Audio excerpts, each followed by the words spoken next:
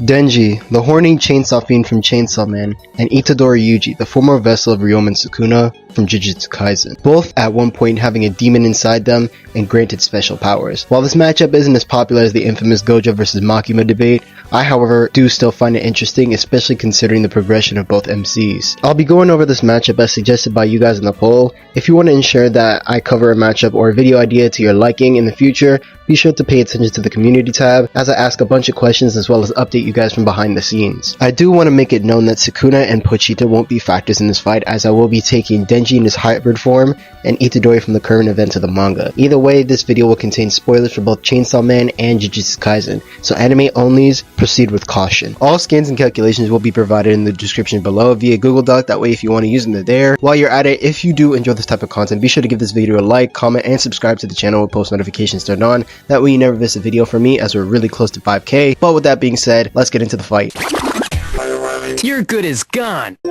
When it comes to attack potency, I'll start off with Denji, who has 3 metas you can scale him to, those being the large building level to small city level range, multi-continental range, and the outer versal range. The large building level to small city level meta stemming from his fights against the Bat Devil, Aki, and Makima. In his fight against the Bat Devil, Denji is shown being blasted by a sonic boom attack and enduring it with minor injuries. This blast also destroys an entire building in the process, which is calced anywhere from 0.4 to 7.5 tons in TNT, which will be around building level to large building level, in which Denji proceeds to kill the Bat Devil and put up a good fight against the Leech Devil while severely weakened and low on blood. Keep in mind, this Leech Devil should be on par with the Bat Devil, seeing as she was confident that Denji shouldn't have been able to kill the Bat Devil, and is confident that she herself can kill Denji before being killed by Aki's Fox Devil. Speaking of which, we also see Denji fight against Aki, who later becomes a hybrid Gun Devil thanks to Makima, in which he's shown causing explosions ranging from 3.4 to 6.8 tons of TNT, getting him to the large building level. Despite not wanting to, we then see Denji kill Aki in one blow, and proving the future Devil Wright that Aki would die at the hands of Denji. Finally, for this meta, we have Denji's fight against Makima, in which we see that she's somewhat comparable to the Darkness and Gun Devil, in which we see the Gun Devil mowing down multiple buildings in a span of 26 seconds, which is calced at 1.6 megatons of TNT or small city level. Makima would scale to this as she's shown damaging the Darkness Devil, who is on par or above the Gun Devil, who we also see her off screen as well. Denji would scale to her as we see him go blow for blow against her, killing her multiple times as a clone before the real Denji deals the final blow. As for the multi-continental meta, in the events of part 2, we're introduced to the Falling Devil, whose presence alone causes cave-ins and landslides across the entire planet. I'm aware that this scan says world, and sometimes the word world in anime and manga may refer to society, but the quote before that mentions that this isn't just for Japan, which is also backed up by Yoru the War Devil, who tells Asa about all the damage that is caused to the other nations. Denji would scale to this, seeing as he's shown relativity to the Falling Devil, going blow for blow against her, and while yes, he did need help, this is only blood from Asa so that he could regenerate, to which he then proceeds to kill the Falling Devil. Lastly, for Denji, we have the outer versa meta, which I think is completely inconsistent and wank. However, regardless of all of that, we know that the Chainsaw Devil has the power to erase things from existence just by eating them, and we see that the corresponding concepts are forgotten by humanity, to which Makima is the only one who can remember them, but is slowly beginning to forget those concepts as well. If we were to take this at face value, this could potentially mean that Denji has the power to erase platonic concepts, and thus would scale him above them. The only counter to this would be that it depends on your definition of outer versal, as if we use character stats and profiles, then yes, Denji would scale to outer versal using this, but if it's versus battle wiki, then no, he wouldn't. I do also want to mention that there are some anti-feats for Denji's durability, meaning that his durability wouldn't scale to his AP, such as him being nearly killed by gunfire and being harmed by regular civilians stabbing him with spears, which also translates to Makima. However, you could just say that Denji's hybrid form boosts his durability and that he was off guard when this happened, and the fact that he was rusty when those civilians did attack him. Swapping over to Itadori's attack potency, there are 2 metas you can scale him to, those being the city block level to large island level range and the mountain level to island level range. I know when I said that it sounded weird, as those ranges aren't close to one another, especially for the first one, but there's a reason for that, so bear with me. The city block level to large island level meta stems from Yuji scaling 2 or above characters such as Mekamaru, Jogo, and 15 Finger Meguna, aka 15 Finger Sukuna, and Megami's body. Mekamaru, whose heat cannon attack in the Good Will arc generated 12.2 tons of TNT to 4.8 million joules of energy, getting him into the city block to small talent levels of power. We also know when Jojo utilizes his maximum meteor technique that could potentially harm 15 finger Sukuna if it hit was calced at low 7B plus to high 6C, which is small city level to island level in terms of energy output. The reason Itadori would scale to this is because he's comparable to Maki, who can go blow for blow against 15 finger Meguna and even fight off a Heian era Sukuna in the recent chapters of the manga, with 15 finger Sukuna easily bodying Jojo in their fight. We can also use 15 finger Sukuna's feat of destroying a portion of Shibuya and his fire arrow he used against Maharaga, which could both be calced at high 7C or large town level. Moving on to the mountain level to island level meta, this stems from the notion that Yuji would scale to Jogo's and Dagon's domain expansions, which are calced at mountain level and island level respectively, with some highballed interpretations getting into star level since we see a sun, but I'm pretty sure those have been debunked for a while now. Yuji would scale to this for the reasons I've said in the previous meta, that being that he's shown relativity to even stronger characters. So when it comes to attack potency, I'd say it's close when it comes to the low end and mid end scaling, with Denji having higher AP when it comes to the mid end scaling, but when it comes to consistency, I'd say Denji's low end scaling is much more consistent for the series, in which I'd say Itadori has the slight edge in terms of AP, so he'll get both points.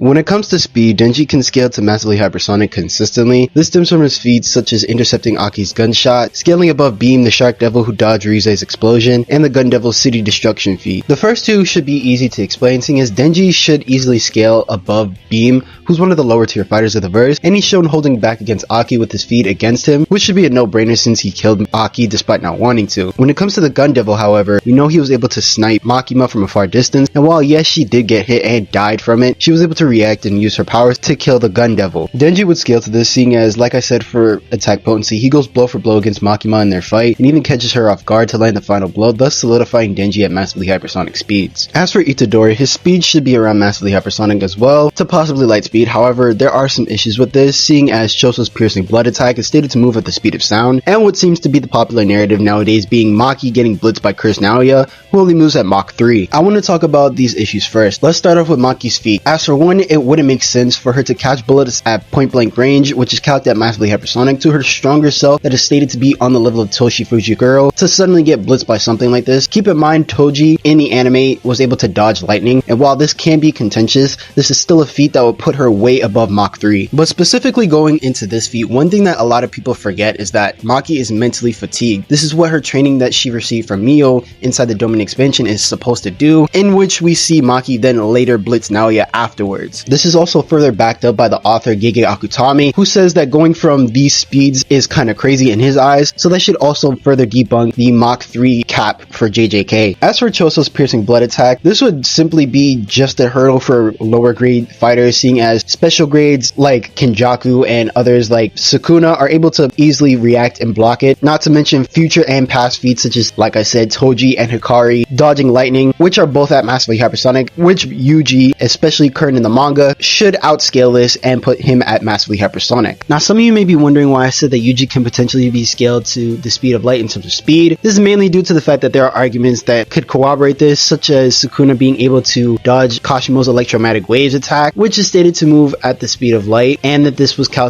at FDL speeds. Not only that, but Sukuna was able to intercept Hollow Purple, which is stated to be imaginary mass, which works off of tachyon particles that move at the speed of light. Using both of these and the fact that Yuji is shown to go blow for blow against Sukuna in his Heian era form, which is stronger than his Meguna form, this will get Yuji to around relativistic to the speed of light in terms of reaction and combat speed. However, even though there are arguments for relativistic to the speed of light Yuji meta, I feel as though massively hypersonic is much more consistent, therefore both Denji and Yuji would get the point for speed.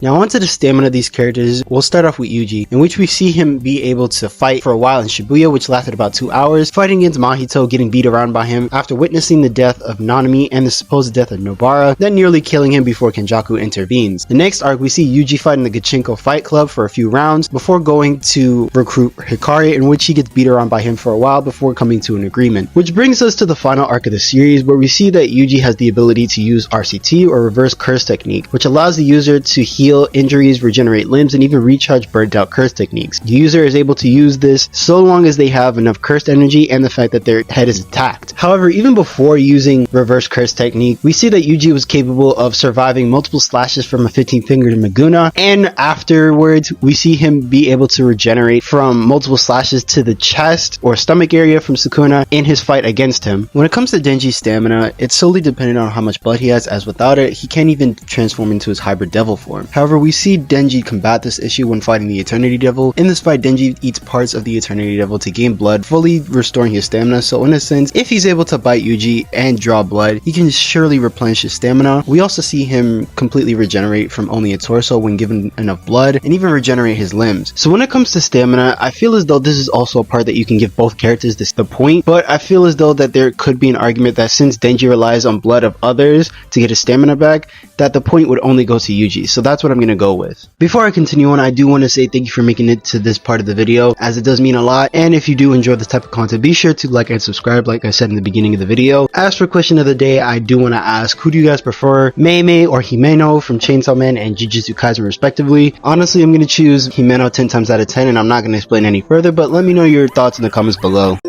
Next, we move on to the hacks and abilities of these characters. For Itadori, he has access to non-physical interaction, enhanced senses, stats amplification, arguably durability negation via his ability to attack the soul, blood manipulation, and regeneration. Meanwhile, for Denji, he has access to weapon creation, regeneration, limited duplication, as seen when he made a clone of himself using Pochita, limited fire manipulation from the sparks of his chainsaws, stats amplification, instinctive reaction, and existence erasure. Both of these characters aren't the most hacked out, seeing as they're mostly brawlers, but I'd give the slight edge to Yuji, as with his soul and blood manipulation, he can bypass Denji's durability and even potentially blind him, in which Denji has no real counter to this, so Itadori gets the point for hacks and abilities. As for IQ and Battle IQ, both of these characters aren't the brightest in terms of regular intelligence, but I will still give Itadori the slight edge since he actually went to school for the majority of his life, so he would have at least basic academic skills, while Denji can barely read and write on his own. However, when it comes to Battle IQ, I'd consider both of these characters to be prodigies, and yes, even Denji. With Denji being stated by Makima to be a special talent, being able to defeat Katana Man by hiding a chainsaw in his foot while having both of his arms cut off, coming up with a plan to clone himself to defeat Makima, who's very smart in her own right, and when faced with reliving his trauma of losing Aki and Power, both of whom he lost before his own eyes, and even caused in Aki's case, he proceeds to saw his own brain and even fight off the fallen devil while having brain damage. Whereas Itadori was already a trained martial artist from the beginning of the series, learning how to properly control his cursed energy and learning how to use Black Flash consecutively after only learning it once from Todo, that most sorcerers only get to perform once in their fights, and even learning Reverse Curse Technique or RCT in the span of a few months, something that only 11 people in the entire series are able to do. So while Denji loses out on regular intelligence, he more than makes up for it in terms of Battle IQ, but that's not to say that Itadori doesn't also get the point for Battle IQ as well, as I made clear, so both Denji and Itadori will get the point for Battle IQ, with only Itadori getting the point for intelligence. So when it comes down to a 1v1, who wins? In all honesty, this fight is much closer than most people would first think, both having the same speed tier consistently, pretty good Battle IQ, and stamina that would allow them to last pretty long in a fight. However, the winner of this fight is going to be Itadori Yuji, not only having slightly higher AP and arguably durability, his hacks are much more practical, such as regeneration and Duraneg, seeing as he doesn't need an outside source to activate it, unlike Denji's regeneration, which requires blood from other sources, and existence erasure, in which he needs to eat his opponents in order for him to erase anything. And Yuji will take this fight more times than not, unless you use the higher end scaling for Denji, thus giving Itadori Yuji the win.